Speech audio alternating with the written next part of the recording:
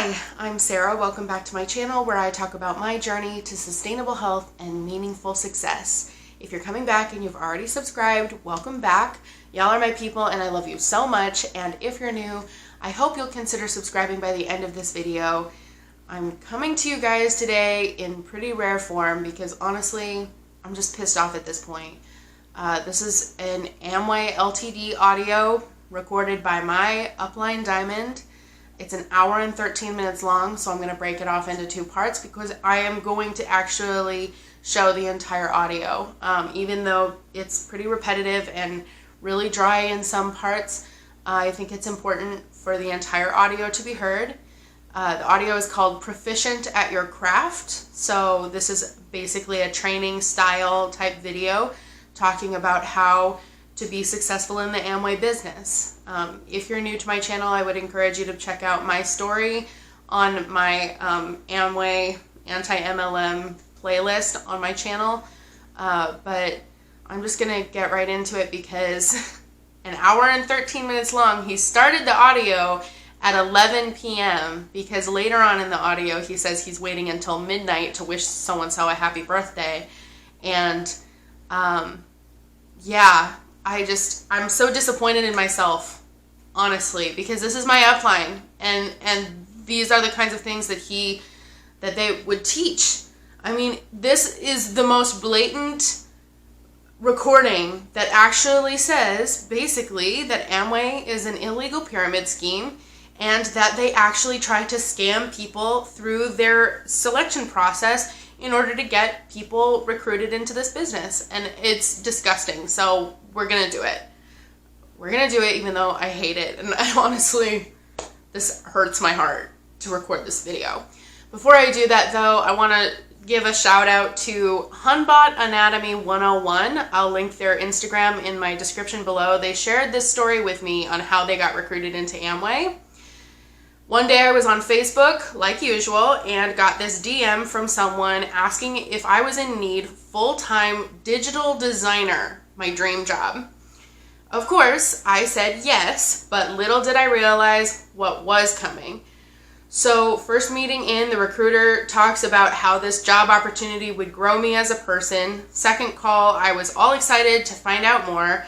Even had my portfolio ready to send. Third call, that's when crap hit the fan. Thought I was going to have a reliable summer job, but no, Amway. All this time I was set up to be recruited into Amway. No thanks, hun.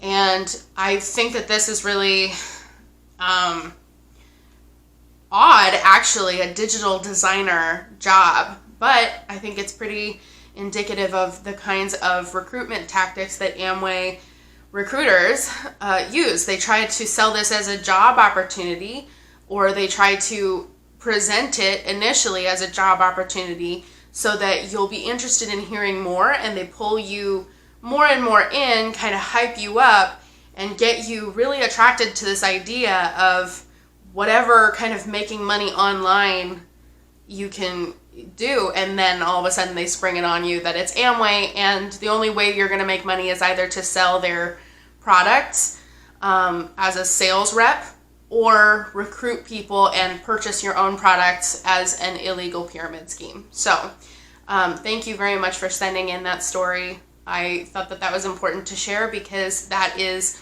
often how people get lured into hearing more and more about Amway. By the time you hear the name Amway, you've already been hooked. You're already thinking, these people are really great. They're going to teach me all about success and business, and I'm going to really grow from this experience. Not only that, but this business is basically set up for me to just sell the products and succeed. So, or if I don't want to be a salesperson, I can just purchase my products myself and try to recruit my friends and family and strangers that I meet off the street into this business. So, yeah, thought that was important to share. Let's get into this audio. Proficient at your craft. And I'm going to play it at 1.25 speed. Okay, let me talk to you a little bit about it. There is a skill that needs to be developed, an art. There's an art to sponsoring. It doesn't just happen. Yeah, there's a degree of just if you find the right person. Yeah, I get all that. But you gotta get proficient at your craft. Okay, And one thing that I think can help you is this. I think a lot of times, all of us do this, me included, guilty. In fact, my son brought it up to me without bringing it up to me. He wasn't trying. He just asked a question that got me like, you're right. I showed a plan for him recently, and we got done. I said, so what did you learn? Because I'm teaching him. So I said, what did you learn? Whatever. He said, he's like, yeah, this, that, and the other. He said, by the way, there was when the guy asked that question, you answered this way, but I think he was asking you this. And I was like, And I was like, you know what? You're right. I need what I should, and I know this. We've got to be more. When he asked a question, what I should have done is this. Because I know this. You answer a question with a question. This is really important. You answer a question with a question. So they go, okay, and this can be in prospecting, this can be in plan showing, this can be in anything, okay? Because people will ask things like, okay, well, is this such and such? And, your first response is say, why do you ask? The tendency of newer IBOs is to give information.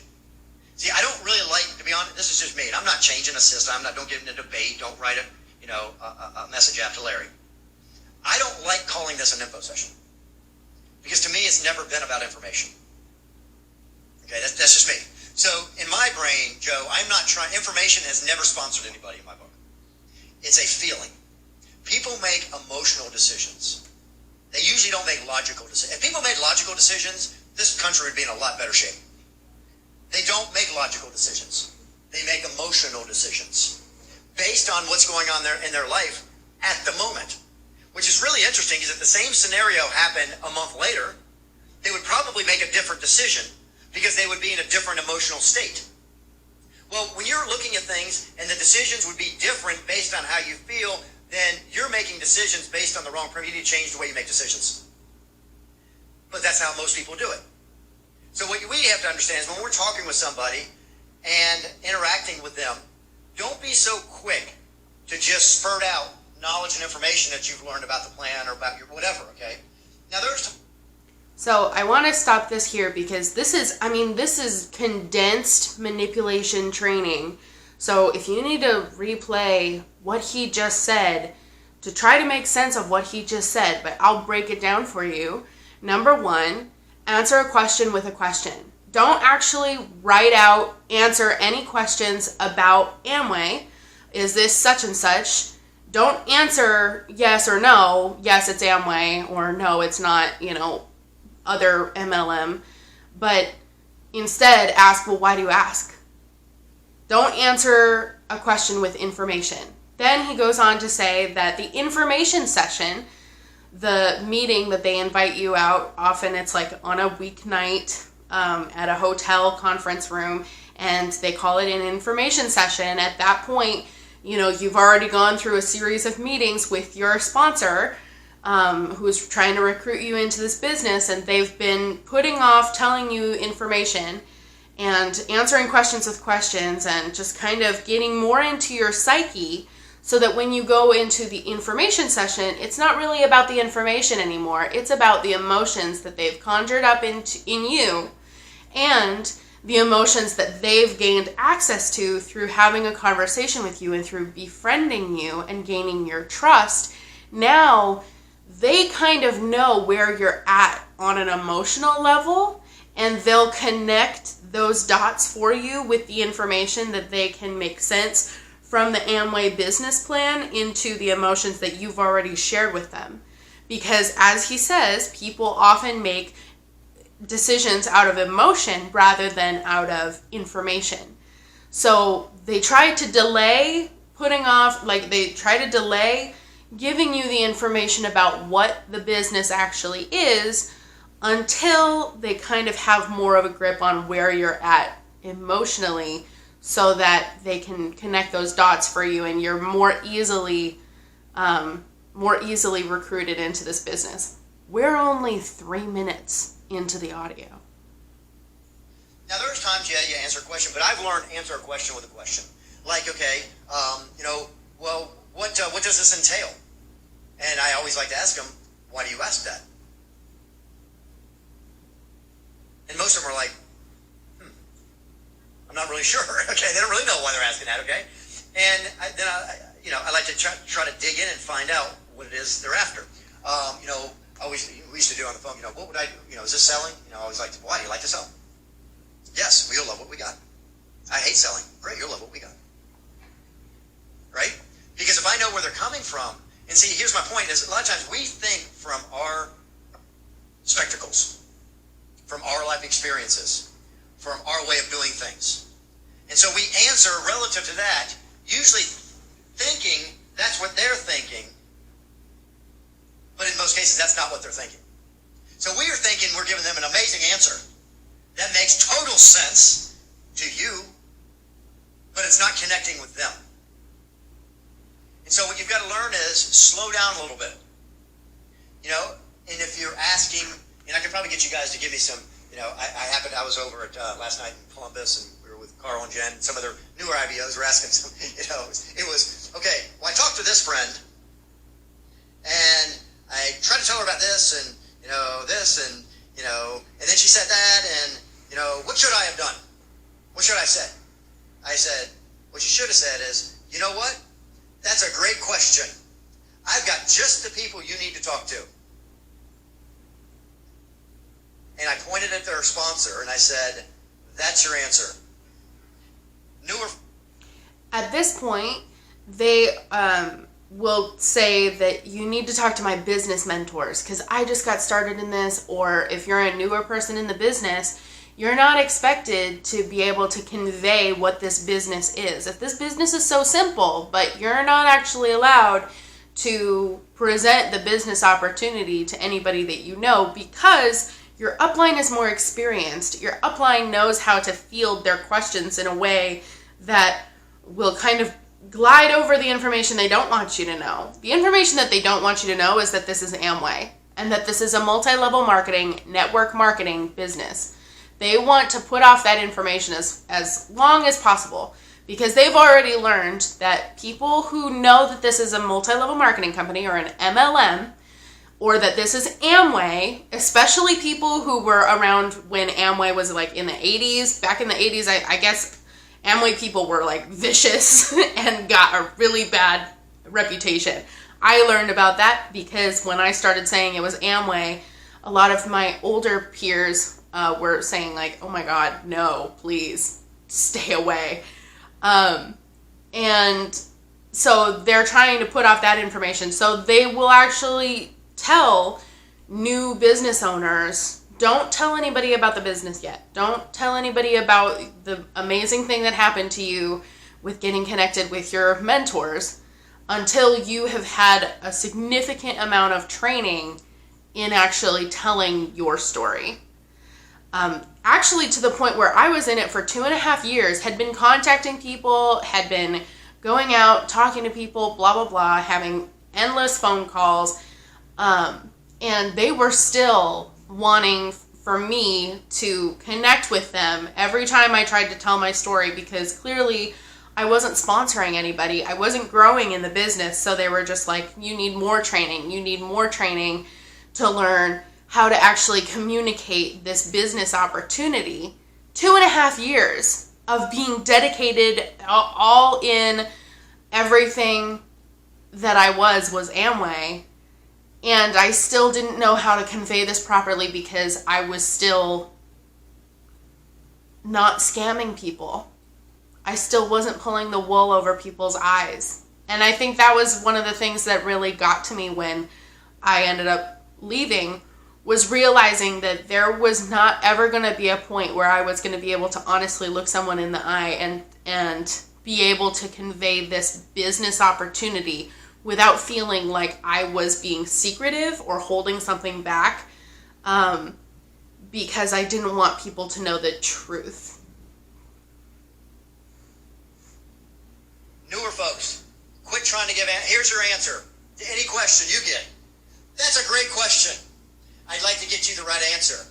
I've got just the people you need to get, we can get that answer from. Let's set up a time to get with my sponsor. That's your answer. If you want to grow fast. Now, if you're happy losing prospect after prospect after prospect because you know best, have fun. But if you want to have better results, here's your answer.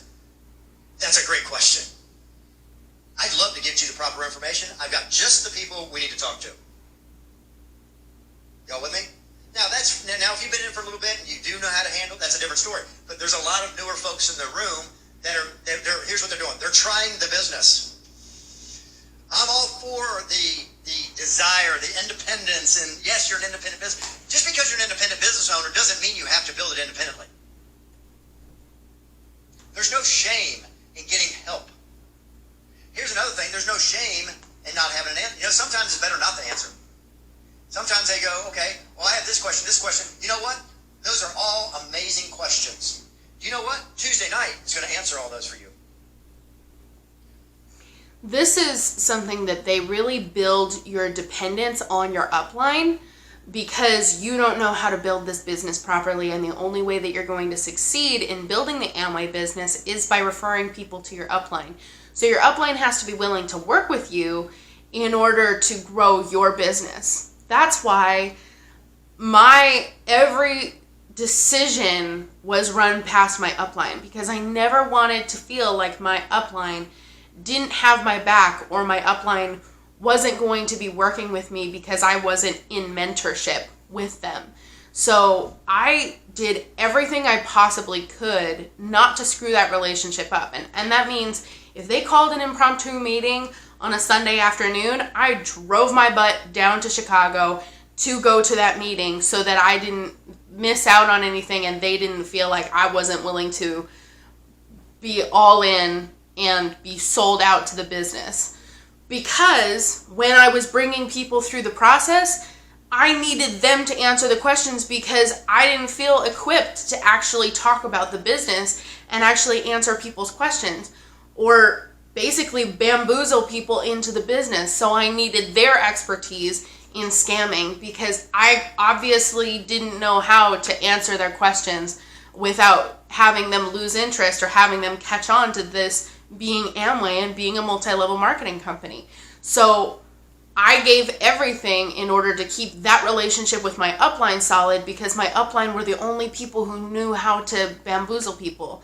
But at the same time, my upline, they only sponsored like 1 or 2 people personally in the time that I was in for 2.5 years. So even their own system didn't work, but they still had me completely convinced that I was never going to be able to succeed in this business without their cooperation, without them being able to work with the people that I was prospecting.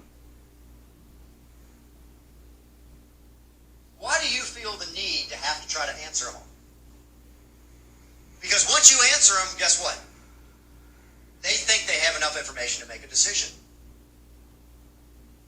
See, I want to leave them with the fact that they know I don't have enough information to make an intelligent decision, so I'm going to have to go find out more.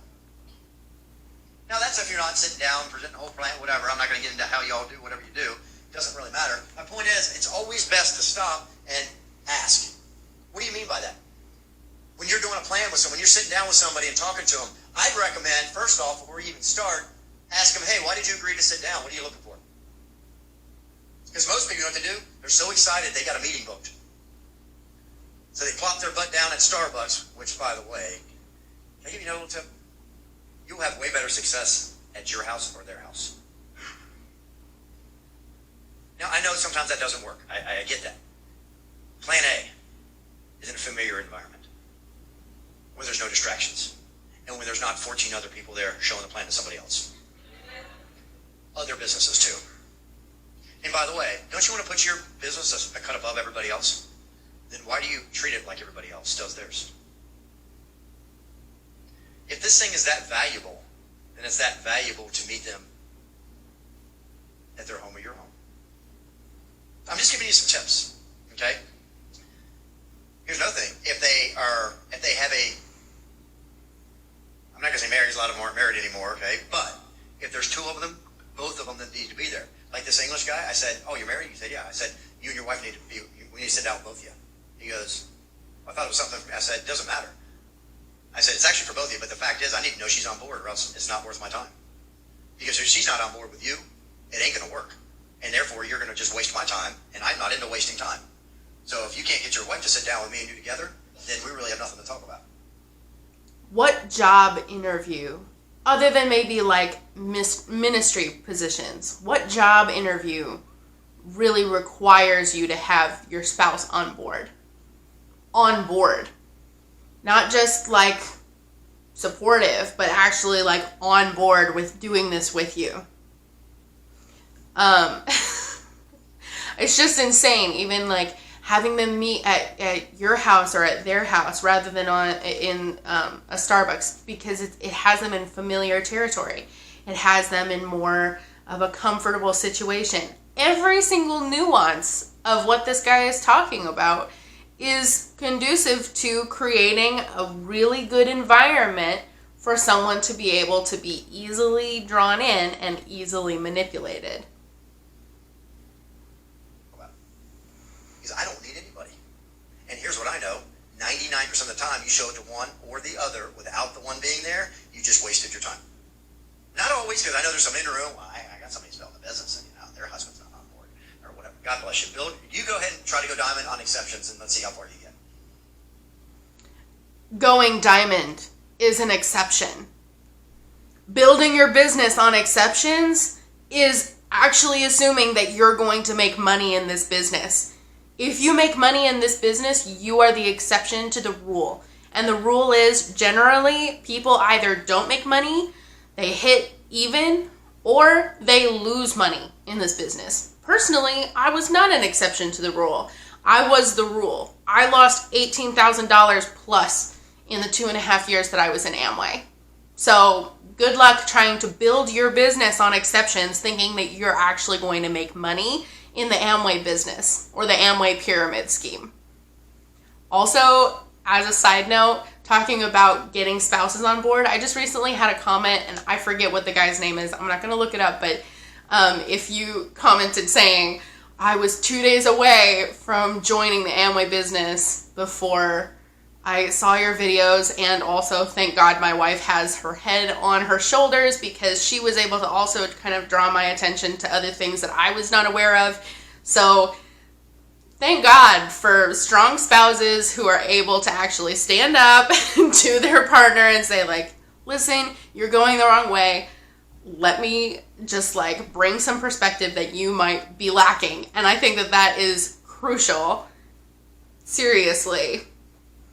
Anyway, so yeah, he's right. If the spouse isn't on board, like most of the time, someone will not succeed if their spouse isn't on board, and it's because their spouse is catching on to things that, you know, the person who's being recruited is not aware of, clearly.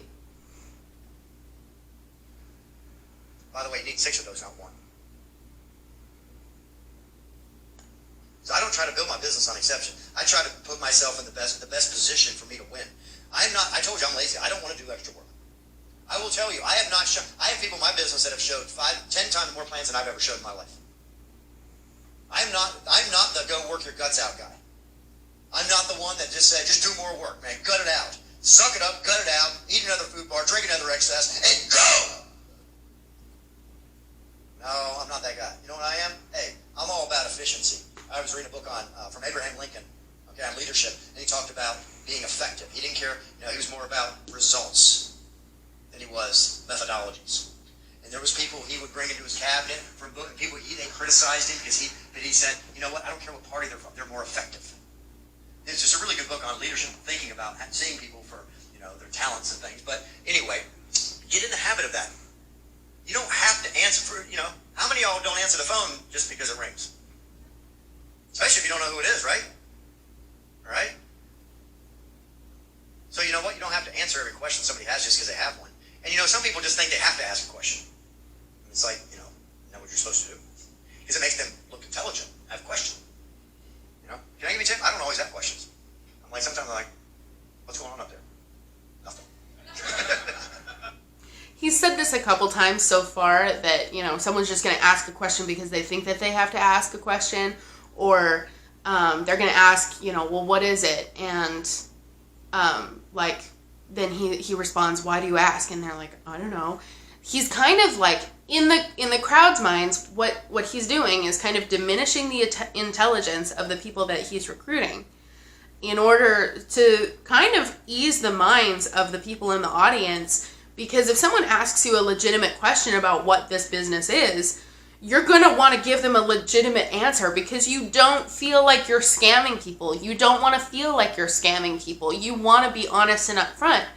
So what he's saying to the audience is the reason they don't even know why they're asking these questions. So you don't have to answer the questions. Like, he's trying to diminish the value of the questions. Whereas when you go in for a job interview or for what you think is a job interview and you have questions about exactly what the job is going to entail, what exactly is the product, what exactly will I be doing, how much time will this take, is this a full-time job, is it a part-time gig, is this supposed to be a side hustle, what exactly is this, how often am I going to have to drive down to Chicago? I know I asked that initially, was like, is this job in Chicago? Because I'm up here in Racine, Wisconsin. So these are legitimate questions. And these are questions that he's trying to diminish the importance of, so that the people in the audience can go out and contact people and feel like, well, they don't even know why they're asking those questions, so I don't have to answer them, and I can feel good about myself not answering very blatantly important questions because I know better, and these people are just programmed to be broke. I'm good. Nothing. It's all good. Okay. You don't have to have a question, but if somebody asks you, hey, what do you do? I love to ask them, well, what would you like to do? And they go, well, I don't know. Well, if I tell you what I do and you don't even know what you would like to do, then why should I answer that question? You won't know if it's something you want to do or not, because you don't know what you want to do. So, let's sit down and talk. Right? Sometimes people just ask for the sake of asking. It's handling objections is really what it is. You've got to become proficient at your craft. Your craft is handling objections, overcoming obstacles. What you want to do is you're the obstacle remover. All the things that hang them up. Well, I don't really have time. I don't try to say, well, sure you do. Now I'm selling it. You know what I say? I go, well, let me ask you something. What do you do with your time? Walk me through a day. What time do you get up? What do you do then? What do you do then? Because if I know what they do with their day, I can tell, oh, you got plenty of time. Eliminate this, you got time. Because it's a response. It's a reaction. Most people, they respond, they just react. They're not thinking, I don't know if I have the money to do that. Let me ask you something. How much money do you think you need to do it? Well, I don't know.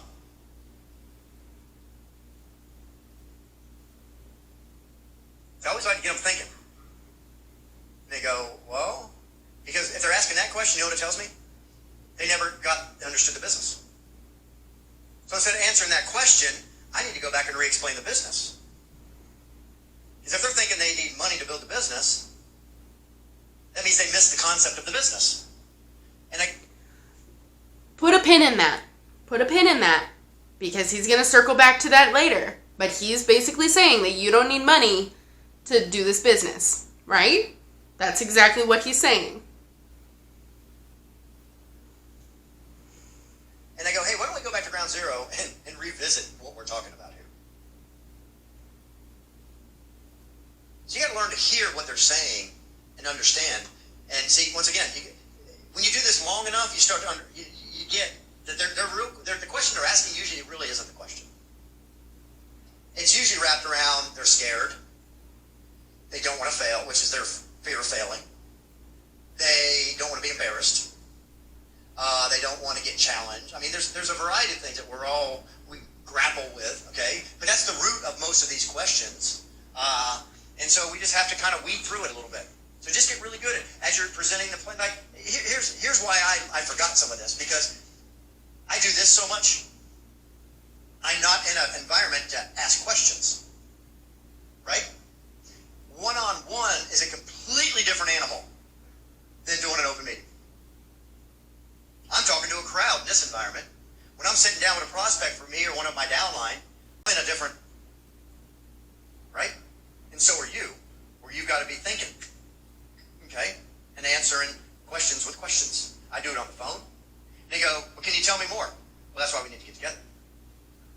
anymore. We're not going to get together.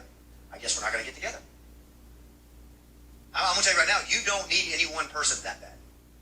Because if you do, you've just lowered the level of your business down to them. And you've just lowered the level of your business down to the person who refuses to take a question for a question, refuses to let your evasiveness skip over the information that they want and the information that they need to make an informed decision. But if you give that answer right away, you've just lowered the level of your business. You see, what he's looking for in a prospect is someone who's going to be willing to hand over all of their trust, all of their mental faculties into the hands of a perfect stranger. And what he's looking for are the types of people who will buy into anything you say if you say it in a way that appeases their emotions. He's not looking for critical thinkers in their business. He's looking for people who will be easily manipulated.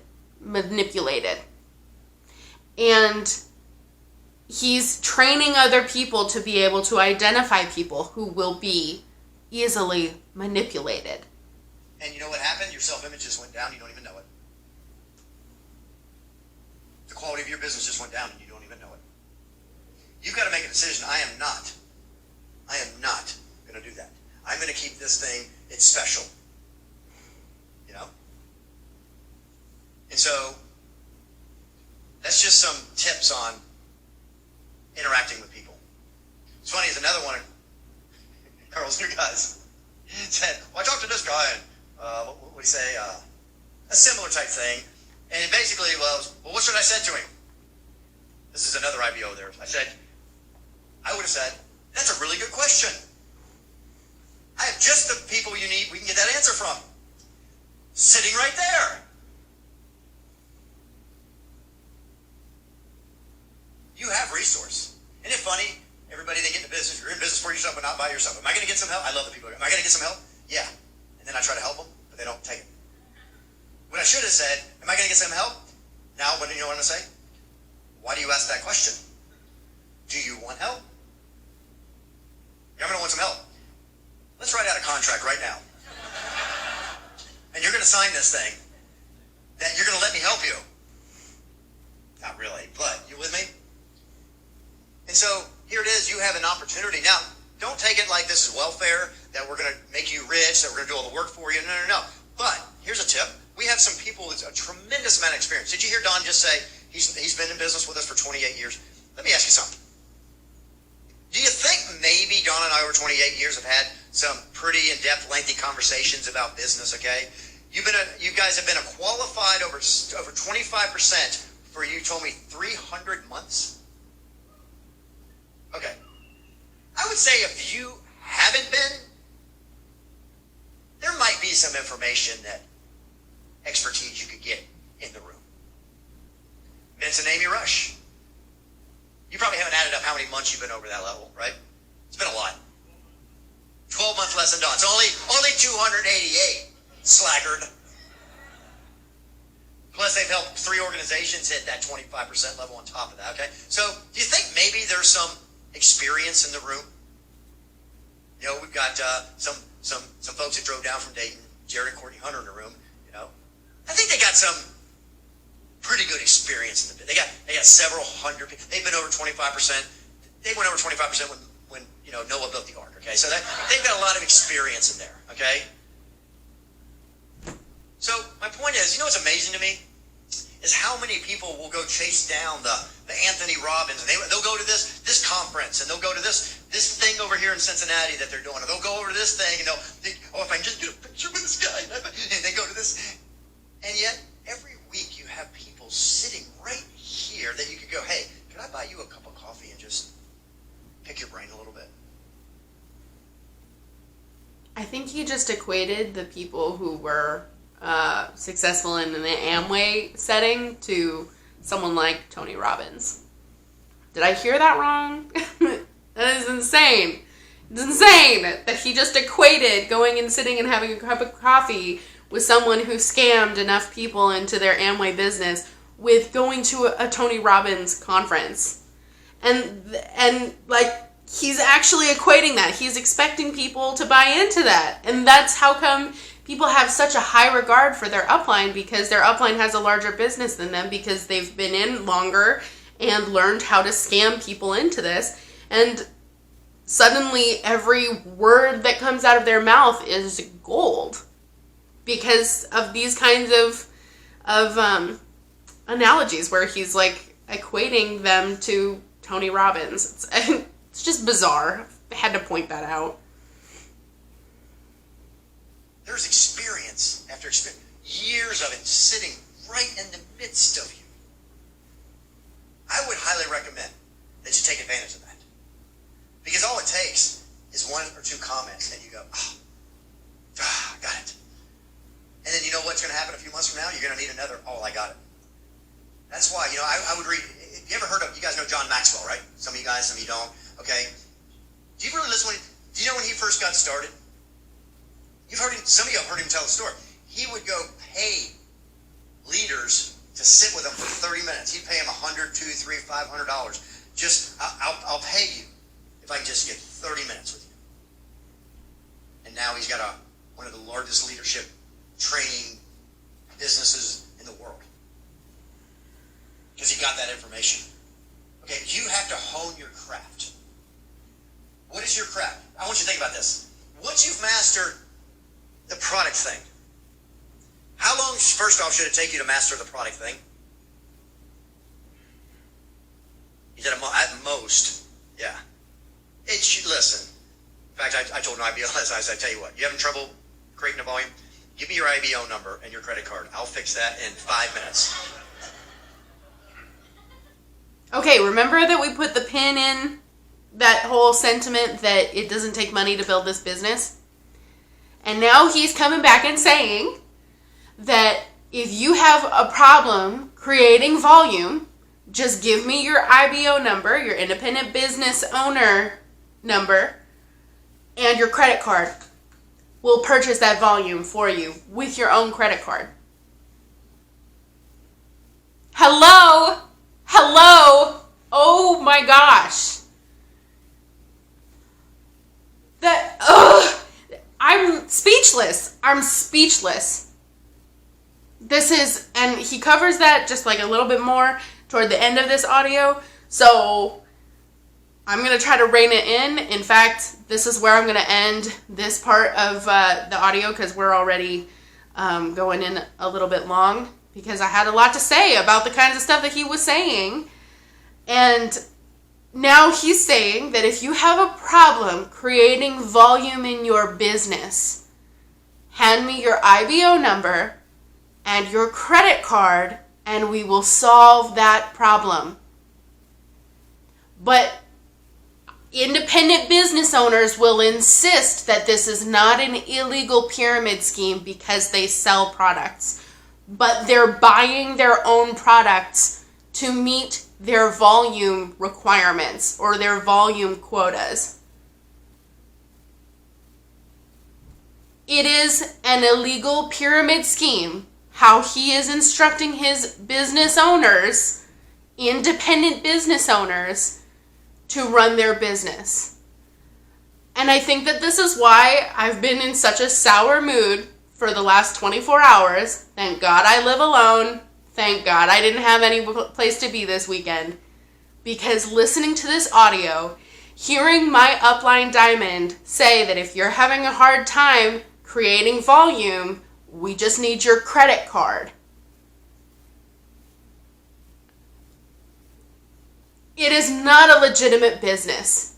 Yes, Amway has products, but the majority of Amway independent business owners purchase their own products to meet their quotas. They do not have qualified customers, and for the required qualified customer PV, they have them purchase their own products and falsely report on the Amway website that they had 50 qualified customer PV going through their business, when what this Amway Ltd diamond just said was to solve your volume problems, just purchase your own volume. It cannot be more clear than this. This is evidence. And that's why I'm going through this whole audio. It's incredibly repetitive. He's very painful to listen to over and over. Be so manipulative, so degrading to people who ask questions of a legitimate, trying to find what legitimate business opportunity this is. And still, I'm going to play the entire audio in the next part. I might even have to do a part 3 depending on how long that goes. But I'm going to play the entire audio without cutting any part of it so that you know that not once does he talk about creating customer volume. And yet this audio is called Proficient at Your Craft. I think this guy is so